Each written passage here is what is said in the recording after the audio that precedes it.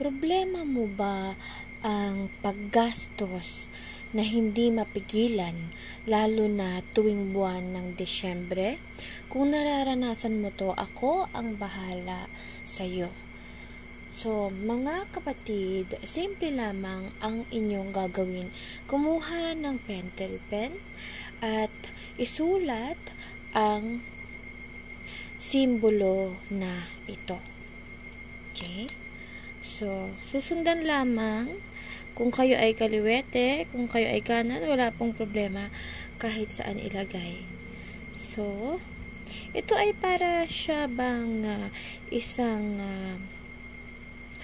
punong kahoy no, na iginuhit niyo po mula sa mismong inyong mga pulso. No? So, ano ang simbolo ng sigil or sigil na ito? Ang simbolo po ng sigil na ito ay proteksyon sa mga hindi nakikita, proteksyon para sa mga gastos na hindi naman nararapat. Ito po ay proteksyon na maubos ang inyong mga pinaghirapan at the same time, protection po para kayo ay mas magkaroon ng maraming ipon ngayong Disyembre. Yung hindi mauubos agad-agad ang pera.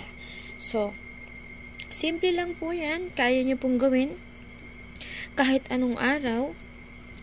Pwedeng Linggo, Martes, Miyerkules, no? At pwede nyo na din po yan na example pagkagising nyo. Isulat niyo yan. Pero pinakamaganda po bago matulog, no, hanggang sa kinaamagahan, linis nyo siya, mabura nyo siya, wala pong problema. Okay?